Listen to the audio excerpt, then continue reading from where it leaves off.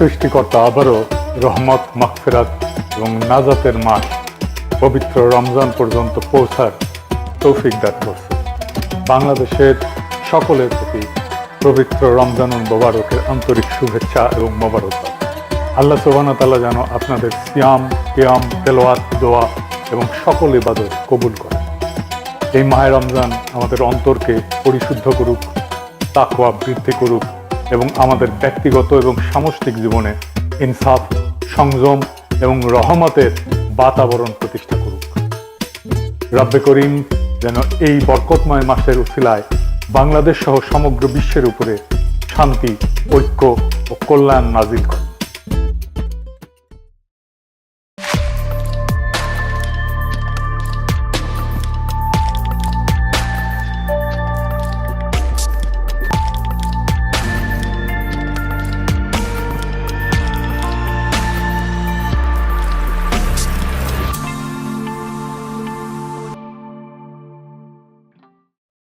তো কেমন হইল তারেক রহমানের মন্ত্রিসভা? আমি প্রফেসর ইউনূসের উপদেষ্টা পরিষদ হওয়ার পরে একটা এপিসোড করেছিলাম, কেমন হইল প্রফেসর ইউনূসের উপদেষ্টা পরিষদ। সত্যি কথা বলতে আমাদের সকলেরই একটা প্রত্যাশা ছিল একটা বিপ্লবী সরকার হবে, প্রফেসর ইউনূসের জোশ সরকার, সেটা হয়েছিল না। যাই হোক, তারেক রহমানের মন্ত্রিসভা নিয়ে আমার কোনো উৎসাহ ছিল না। তারপরেও একসাথে রাজনীতি করার কারণে কিছু ঘনিষ্ঠ মানুষের মন্ত্রিসভা আছে, ওনারা এখন বেশিরভাগই যোগাযোগ করেন না। আমি তাদের নাম বললে তাদের বিপদ বাড়াইতে চাই না, আমি তাদের সাফল্য কামনা করি। এই মন্ত্রিসভায় সবার আমল নামা জানা নাই, তবে এটা একটা ইনক্লুসিভ মন্ত্রিসভা হয়েছে। ইনক্লুসিভ মানে রংধনু না, না না না না না রংধনু না, মানে সবাই নিয়া। এখানে বিএনপি আছে, গণ অধিকার পরিষদ আছে, গণসংহতি আছে, আবার নিরপেক্ষরাও আছে। যেমন ডাক্তার জাহিদ নিরপেক্ষ রাজনৈতিক বিশ্লেষক, সেও বিএনপি সরকারে আছে, তো নিরপেক্ষদেরকেও নিছে। প্রফেসর ইউনূসের সরকারও আছে, যেমন অ্যাটর্নি জেনারেল, আবার গুপ্তও আছে। গুপ্ত গুপ্ত কে গুপ্ত জানেন? জানেন না? হ্যাঁ, শুনেন। আপনার সরকারে একজন বিদেশি নাগরিককে আপনি জাতীয় নিরাপত্তা উপদেষ্টা করেছেন। আপনার কি সেই আক্কেল জ্ঞান নাই? একজন বিদেশি নাগরিকের কাছে এই দেশের সেনাবাহিনী নিরাপত্তা সংক্রান্ত রিপোর্ট প্রদান করবে কিভাবে ভাবলেন? খলিলুর রহমান সাহেব কোন রাজপথে মিছিলে ছিলেন? আপনারা কি দেখেছেন খলিলুর রহমানকে কোনোদিন বাংলাদেশের রাজনৈতিক অঙ্গনে গণতন্ত্রের জন্য, ভোটাধিকারের জন্য, মানুষের সেবার জন্য এগিয়ে এসেছেন? সেই জাতীয় নিরাপত্তা উপদেষ্টাকে আপনি বিদায় করুন। সেই জাতীয় নিরাপত্তা উপদেষ্টা হয় নিজে পদত্যাগ করবে, না হয় আপনি তাকে বিদায় করবেন। এই দেশের নিরাপত্তা সংক্রান্ত কোন জাতীয় দায়িত্ব বিদেশি নাগরিকের হাতে থাকতে পারে না। Wake up to reality. Khalilur Rahman তিনি টেকনোক্র্যাট কোটায় মন্ত্রিত্ব পেয়েছেন। এই অন্তর্বর্তী সরকারের সময় যিনি দায়িত্বে ছিলেন, এটি অনেকের কাছেই একটু খটকা লাগার বিষয় ছিল, অথবা সারপ্রাইজ হয়েছেন অনেকেই। বিএনপি এনসিপি কইতো যে কিংস পার্টি, আর প্রফেসর ইউনূসের সরকারের স্বরাষ্ট্র সচিব তারেক রহমানের মন্ত্রী পরিষদ সচিব, প্রফেসর ইউনূসের অ্যাটর্নি জেনারেল তারেক রহমানের আইন মন্ত্রী, প্রফেসর ইউনূসের নিরাপত্তা উপদেষ্টা তারেক রহমানের পররাষ্ট্রমন্ত্রী, তারপরেও এনসিপি কিংস পার্টি। তো বিএনপির সমর্থকেরা নারী নেতৃত্ব নিয়ে কান তো ঝালাপালা করে দিছিল, মনে আছে না? কেন জামাত নারী ক্যান্ডিডেট দিল না, কিন্তু বিএনপি নারী মন্ত্রণালয়কে দিল একজন পুরুষকে। হ্যাঁ, বুঝিছাও, মন্ত্রী একজন আর প্রতিমন্ত্রী দুইজন, মোট তিনজন। সংখ্যালঘু সম্প্রদায় থেকে দুইজন, তা আবার একজন পার্বত্য চট্টগ্রাম থেকে। ওইটা পার্বত্য চট্টগ্রাম বিষয়ক মন্ত্রণালয়, ওইখানে পার্বত্য চট্টগ্রাম থেকেই একজন মন্ত্রী থাকে। তো হিন্দুরা তো ভোট দিলেন, আপনাদের মন্ত্রী কইয়া ডা ফ্রি ফ্রি সার্ভিস আর কত দিবেন? গয়েশ্বর বাবু হেভি চেতিছে মন্ত্রী হইতে না পাইয়া, দেখেন চেতে বেতে চলে যেতেছে, দেখেছেন?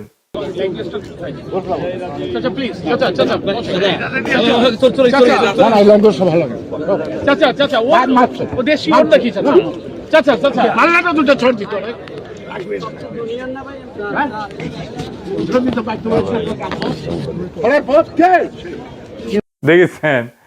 তাও যে মন্ত্রী বানাইছে নিতাই রায় চৌধুরী, উনি কিন্তু এরশাদের মন্ত্রী ছিলেন। আমরা যখন রাজপথে আন্দোলন করেছি এরশাদের বিরুদ্ধে, তখন উনি এরশাদের শেষ টাইমের মন্ত্রী হইলেন, ক্রিয়ামন্ত্রী বোধহয়, যুব ক্রিয়ামন্ত্রী বোধহয় হয়েছিলেন। ওরে আমার খোদা, 3 মাস পুরা করতে পারলো না, মন্ত্রী এর সাথে পড়ে গেল, তো মন্ত্রিত্ব আর করা হয়নি উনার।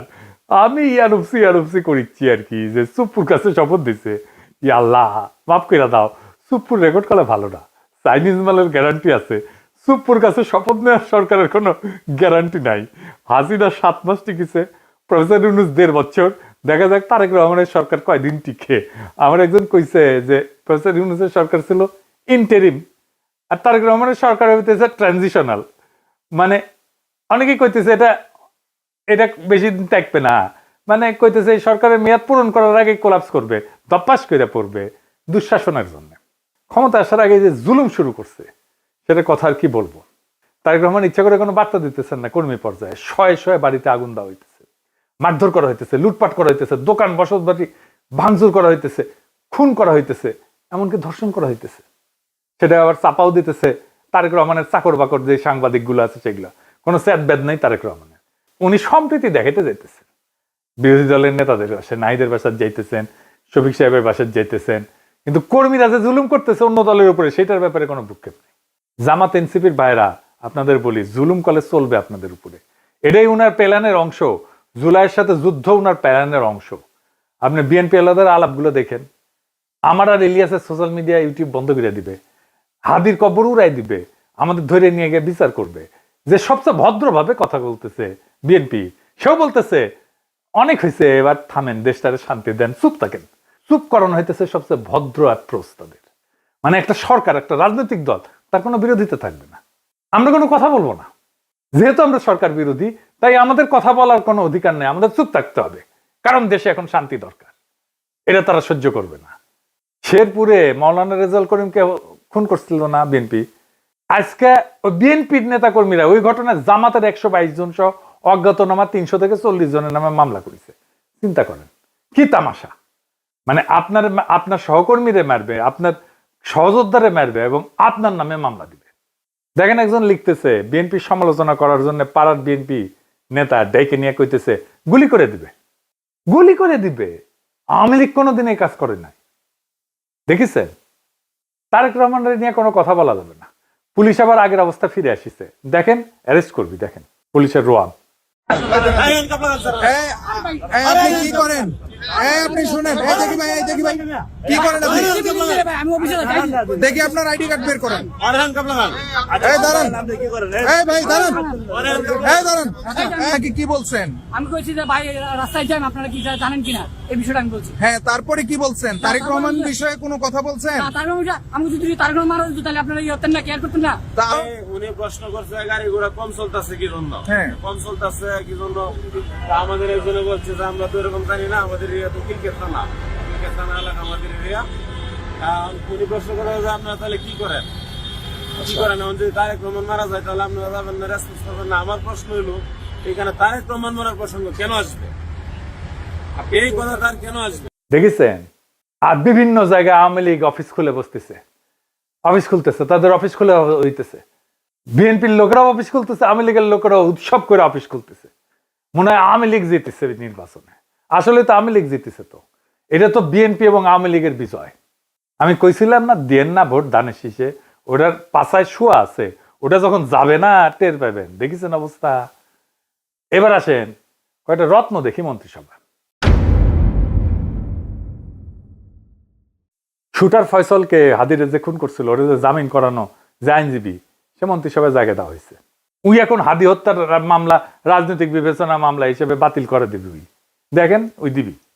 এই ছবিটা দেখেন, এই যে কাফন মোড়ানো যে লাশটা দেখিচ্ছেন না, ওর নাম তানজিল জাহান তামিম। চুয়েট থেকে পড়াশোনা করছিল, ইঞ্জিনিয়ার, দীপ্ত টিভিতে কাজ করতো। তার একটা জমির মালিক ছিল তামিমের পরিবার, সেই জমির উপরে ডেভেলপার দিয়ে একটা ভবন নির্মাণ করে 9 তলা। ওই ভবনে 27টা ফ্ল্যাট ছিল, প্রত্যেক জমির মালিককে 5টা করে ফ্ল্যাট দেওয়ার কথা ছিল। 3 জন মালিক ছিল, মানে 3 5 15টা ফ্ল্যাট। কিন্তু জমির মালিক এই নিহত তামিমের বাবাকে 2টা ফ্ল্যাট দেয় মাত্র, যেখানে তার 5টা পাওয়ার কথা ছিল, 3টা ফ্ল্যাট মেরে দিচ্ছে। এই নিয়ে ঝামেলা হয়। 10 অক্টোবর 2024 20-25 জন ডেভেলপার কোম্পানির দুর্বৃত্ত সিসি ক্যামেরা ভেঙ্গা তানজিলের উপরে হামলা চালায়। গুরুতর আহত অবস্থায় দেওয়া হলে চিকিৎসক তাকে মৃত ঘোষণা করে। এই খুনে ডেভেলপার কোম্পানির নাম জানেন? এর নাম প্লেজেন্ট প্রপার্টি। এই কোম্পানির মালিককে জানেন? শেখ রবিউল আলম রবি।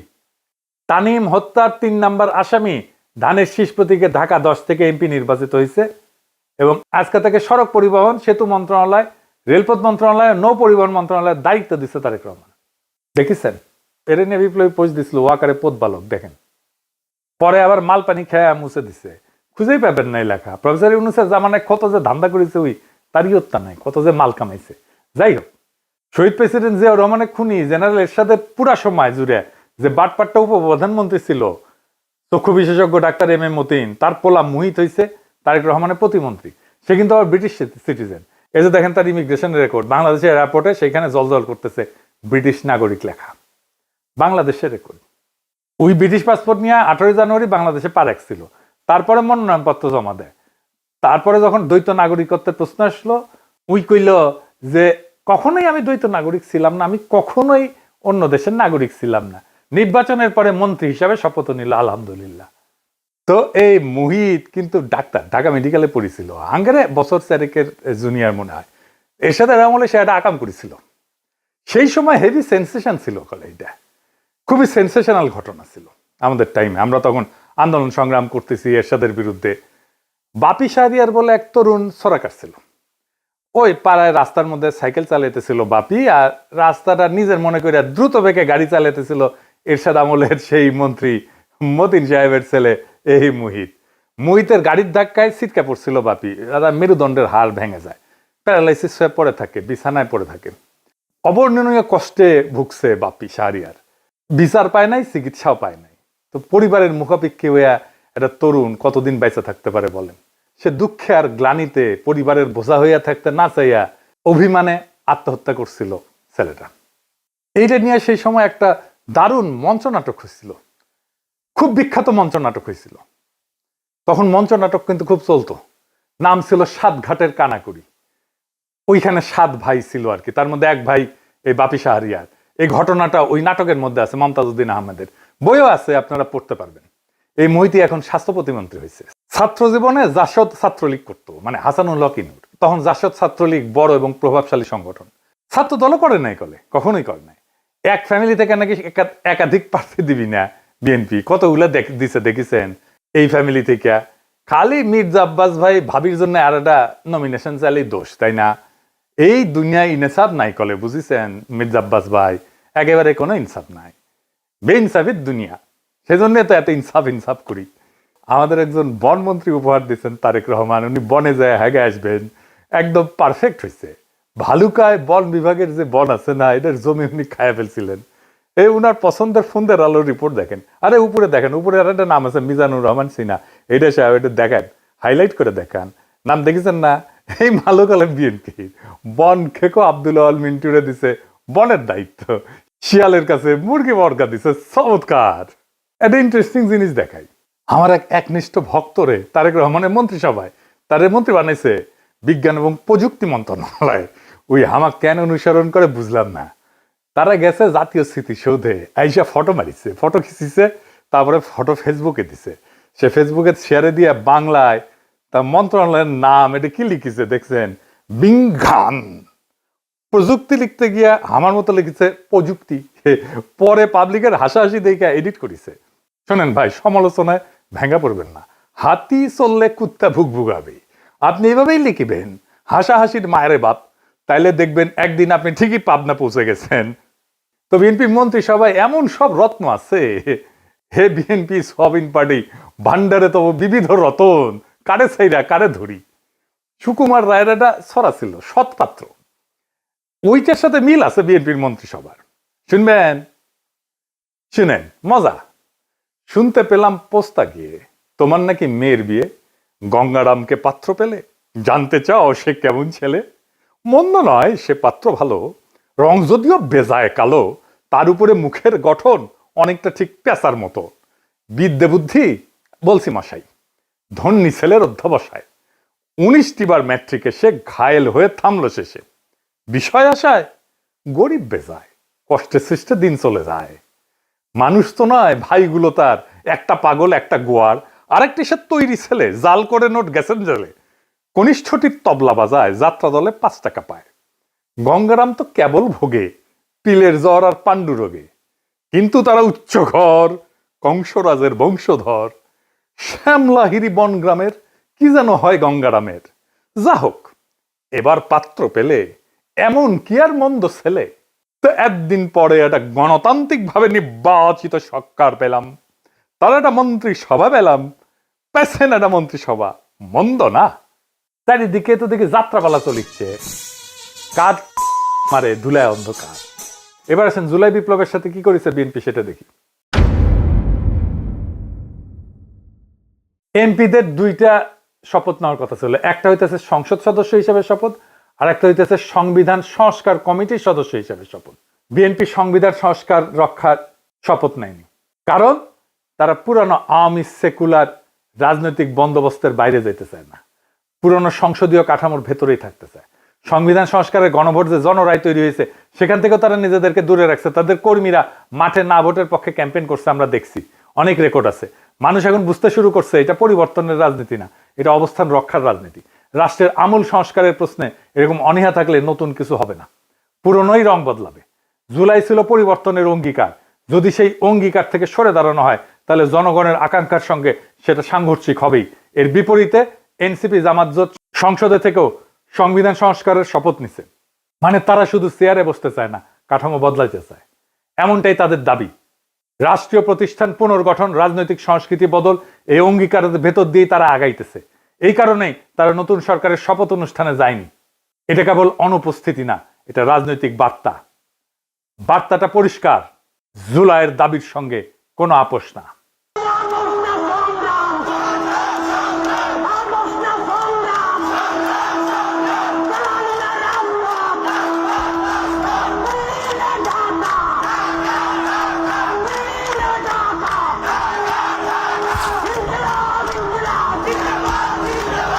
পুরনো বন্দোবস্তের সঙ্গে কোনো আপোষ না, সংস্কার ছাড়া কোনো স্থিতিশীলতা আসবে না। এখন সিদ্ধান্ত জনগণের। ফাইনালি দেখেন, আমি কয়েকদিন আগে কইছিলাম না তারেক রহমান ক্ষমতা এসে মুজিবের মতো বলবে ফেরাউনের দল সব শেষ করে দিয়ে গেছে। এইটা সাহেব আমার আগের ভিডিওর ওই অংশটা একবার একটু দেখান না। বিএনপি ফ্যামিলি কার্ড নিয়ে কিছুই করতে পারবে না, এটা বাস্তবায়নের টাকা বিএনপি জোগাড় করতে পারবে না। আর জোগাড় করতে পারলে বাংলাদেশে মুদ্রাস্ফীতি হবে ব্যাপক হারে। আর তখন 6 মাস পরে এসে বিএনপি বলবে আওয়ামী লীগের অন্তর্বর্তী সরকার সব টাকা নিয়ে গেছে, তাই বিএনপি এটা বাস্তবায়ন করতে পারতেছে না। সর্দির বডিগার্ড যেমন 1972 এসে বলছিল কিচ্ছু নাই, ফেরাউনের দল সব শেষ করে দিয়ে গেছে।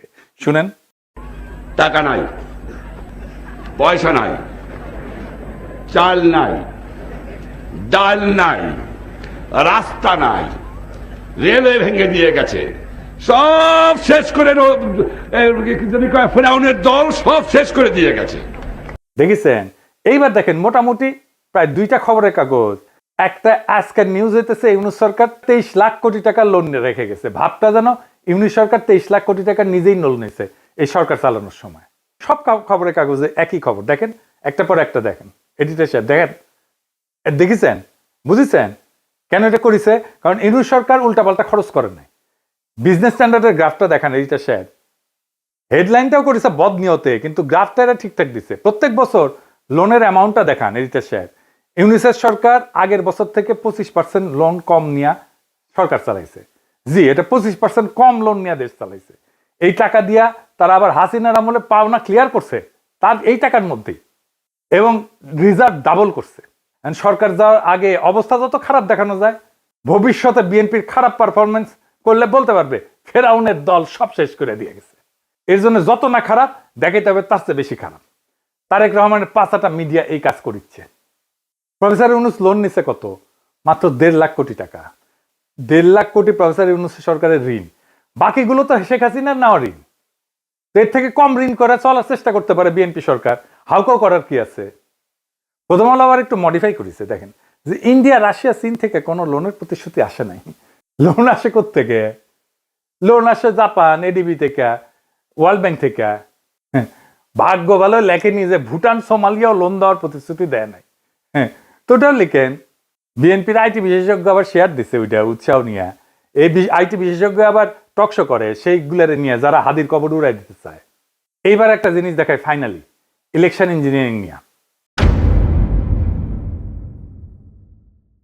ইলেকশন ইঞ্জিনিয়ারিং নিয়ে আমার আগের এপিসোডে হাদির একটা বক্তব্য শুনেছিলেন না?